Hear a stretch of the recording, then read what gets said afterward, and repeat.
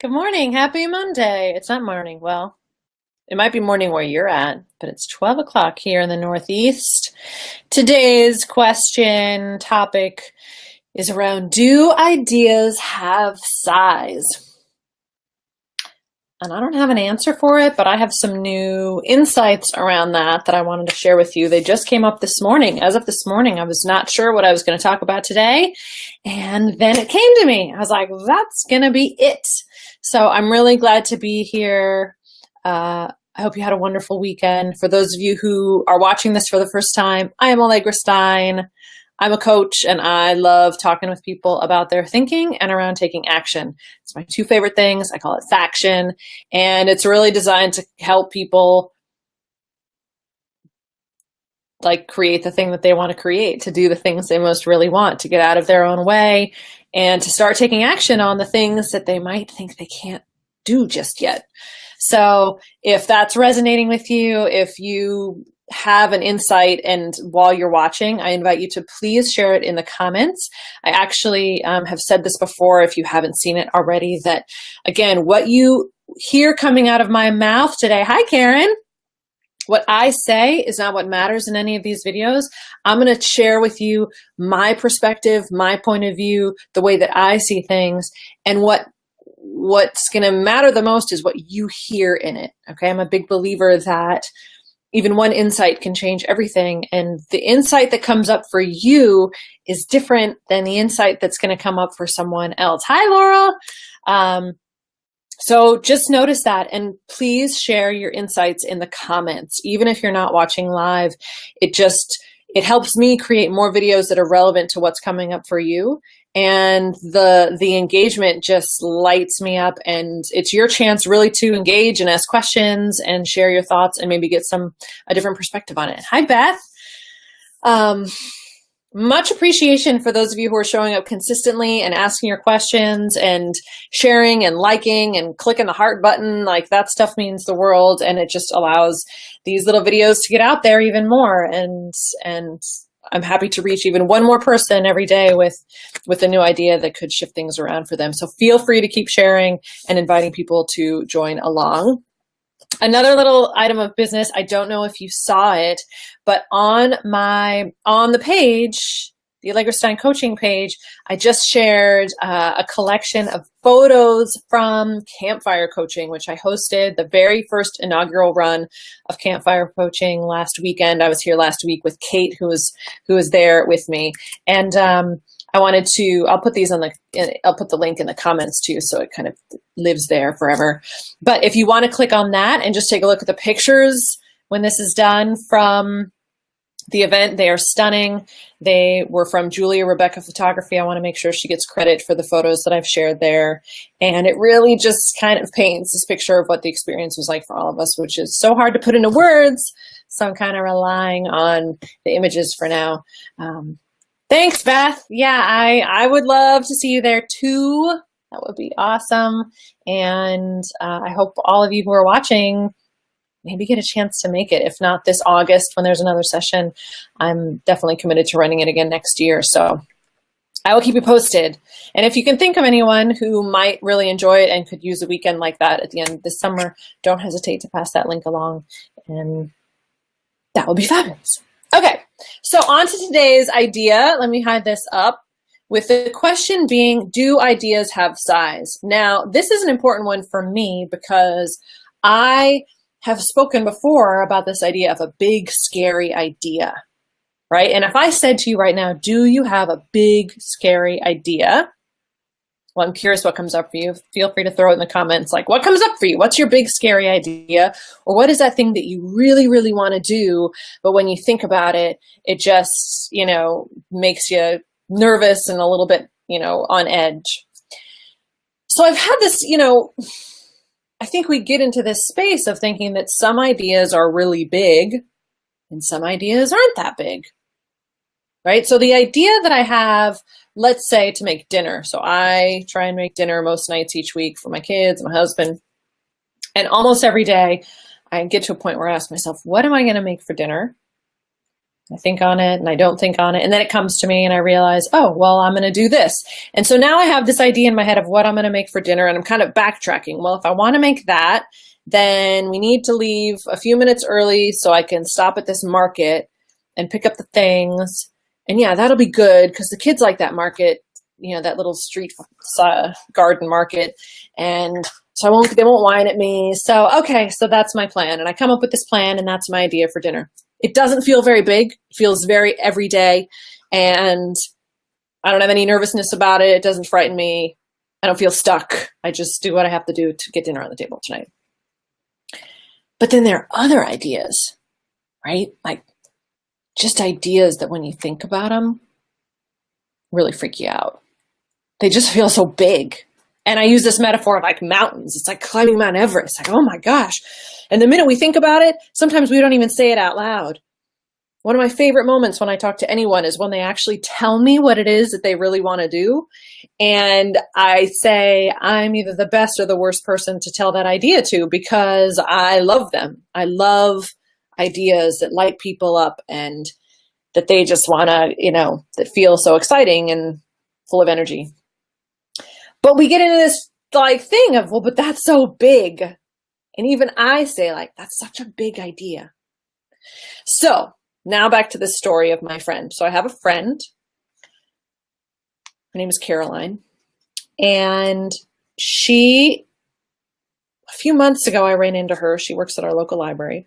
And she pulled me aside and she told me about this idea she had to create this community mosaic project. And I can literally go back to that moment when she's like, so I have this idea. I'm not telling any people yet. And it was just this idea to create this community mosaic project within the library. She's an artist. She also works at the library. And so that was 3 months ago.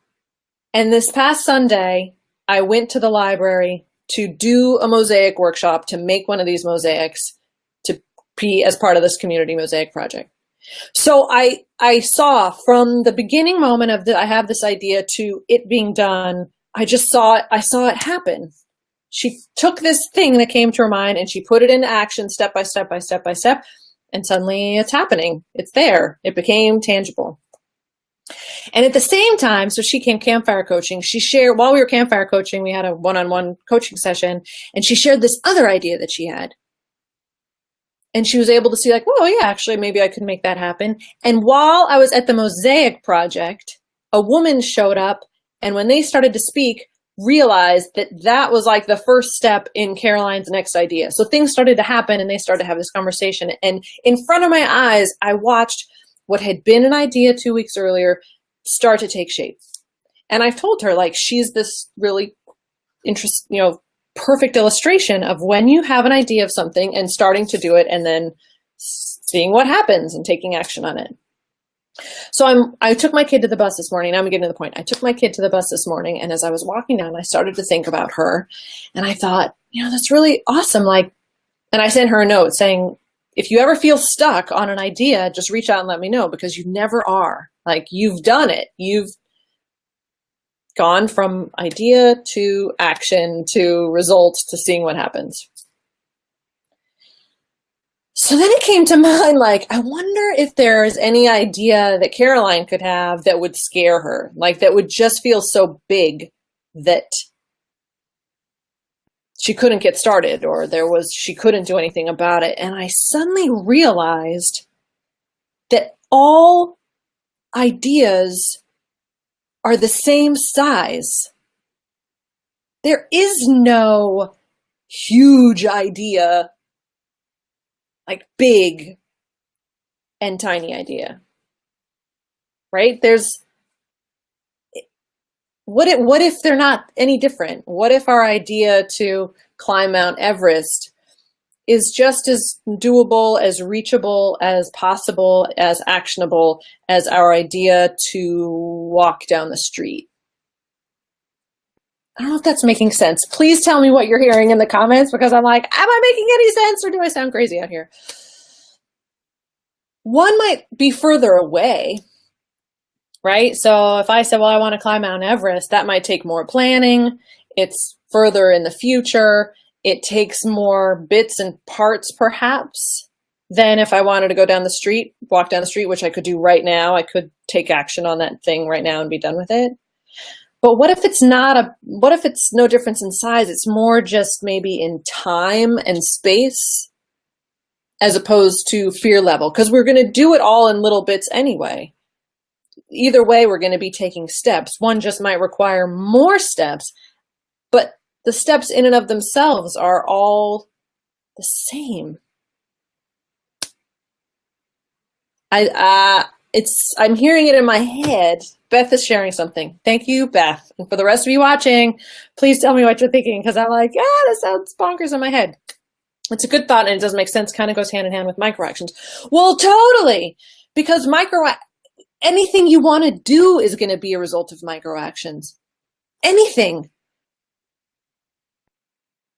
And if microactions aren't scary in and of themselves, if we can just mentally keep ourselves out of our imagination, because what happens is we come up with a microaction, right? Like, well, I can do this little thing, but then our brains take us out here into this imaginary world, like, well, what if this happens? And what if that happens? And suddenly it's not about the microaction, but about our story. But if all ideas are just made up of little microactions, and microactions in and of themselves are tiny and doable, then all ideas are doable. Right? There's no big and there's little. Maybe it's, well, one will take more micro actions. But in terms of energy, in terms of like, well, I could never do that. I can make dinner, but I could never open a restaurant, let's say. But it's just another thing that you could set your sights on and start taking action towards. I would love to know, and Laurel says, more risk of failure or less understanding of the steps. I'm curious what you mean by that, Laurel. There's a more risk of failure or less understanding of the steps. You mean that some ideas have a higher risk of failure? But what if let's see, there's less risk in cooking dinner, but some ideas require skills it doesn't currently possess. Totally. Almost definitely. Like, I get that. But then I kind of want to challenge it too. Some ideas may require skills one doesn't currently possess. Yeah, I mean, if I wanted to go open a restaurant instead of just making dinner, most definitely there are skills that I would need to learn and make happen and take steps on. But I guess what I want to share with you all is if you have a big idea that's scaring you, what if you just took the label of big off of it? What if it wasn't big? What if it was just another idea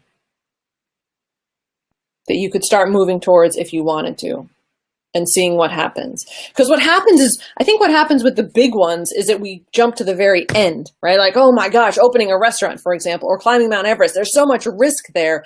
And that whole picture in our minds just keeps us from even saying like, if I was going to open a restaurant, what would be the very first thing I would do? Maybe I would do this. Maybe I would do that. It keeps us from even just like exploring it or taking tiny actions on it. I mean, Caroline, as an example, she had this idea of, well, I'm going to do this mosaic project.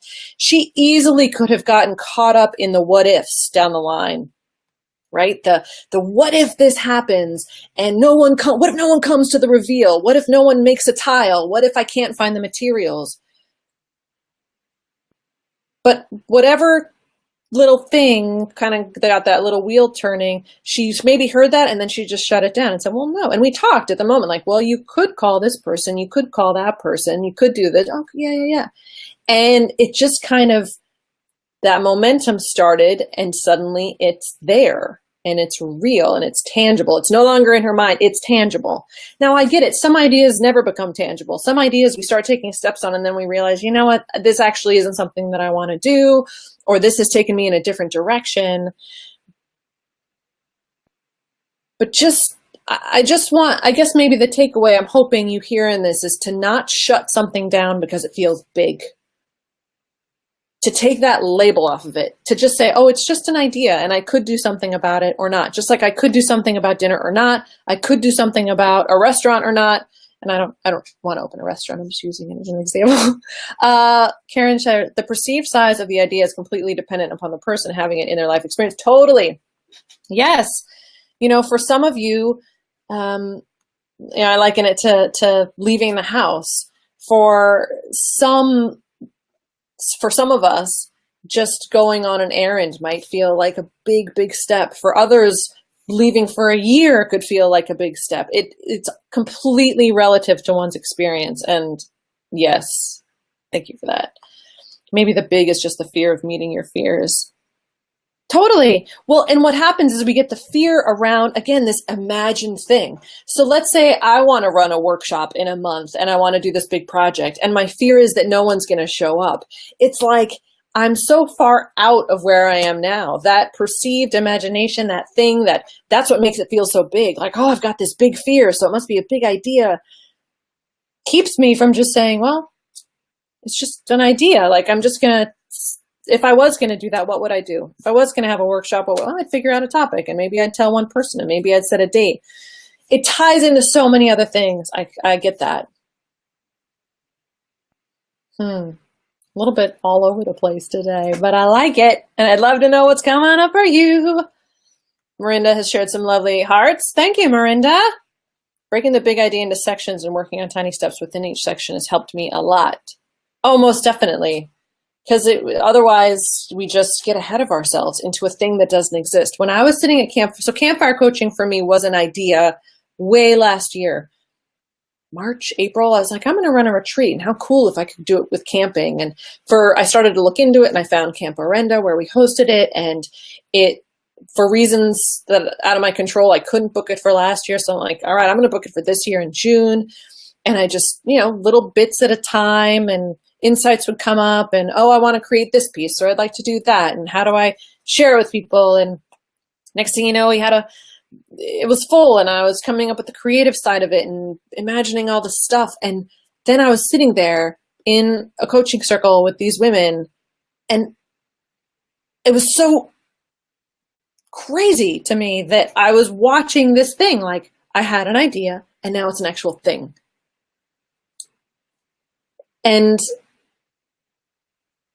yeah, I don't know how to put that into words. I hope you can see from like my lack of being able to talk about it. I don't know if you've experienced something like it. Please share if you have, where it's just like, oh, there's this thing that I just was thinking about, and now it's here. Oh, because of a series of teeny tiny little steps, none of which were scary in and of themselves. And I think that's just important to remember, that whatever idea you think is big is, again, just a longer collection of teeny tiny little steps. Karen shares, I'm picturing a big blue furry monster holding my idea, and I have to battle him to get it back. Or just, again, that maybe just putting that idea in the same mental energy space we put some of our smaller ideas in, that we don't have any edginess or scariness around. They just, maybe we believe they're more doable. Anything else? Thanks for listening to me today. Again, I feel like I've been going on. This is where I wish I could have people coming in and talking one-on-one. And I'm thinking about that actually after I'm done with these series of Facebook workshops, shifting into more of a face-to-face option where I can bring you guys on screen with me and actually have real conversations, because that's what I love the most, and where such magic shows up. But in the meantime, thank you for sharing your comments and your questions. And if there's anything else coming up for you, I'm happy to take a look at it while I'm sitting here. Beth shares, it's really cool when it becomes a thing, and that is what makes it worth the work and the anguish. Well, and I guess I want to suggest, Beth, like, what if it wasn't, what if you didn't have to have as much anguish? And I've drawn this picture before. But like, and maybe that's another thing that makes an idea feel big or huge. Is it, well, how much anguish is it going to, how much work is it going to be? So again, here's you now, and here's, let's say, the idea, and this, this perception like, well, I'm going to have to work really, really hard, and it's going to be very challenging and lots of anguish because that's how things get done. But what if there's this alternative way? What if you can still get the same thing done, bring the same idea to life, but it's more relaxed and it's more centered, it feels better. And that's an idea that I'm really trying to bring to people's attention, is that slowing down and getting centered and not thinking about it as much and relaxing your thinking and just letting yourself just shifting your relationship to all of the things that are coming to mind all the time. And through that shifting, allowing yourself to relax, you can still get the thing done that you want to get done. It just feels so much better along the way. And that there doesn't have to be anguish to do big things. That big things are just a combination of lots of little things, and that those little things are never bigger than exactly what they are. Things brewing in my mind. All right. You guys are wonderful. Thank you so much for being here. If you're following again, watching later in the day, share your comments, share your questions. Feel free to share this. Thank you again for the likes and the hearts and just generally being radical people. Hope you have a great rest of your day. Talk again soon.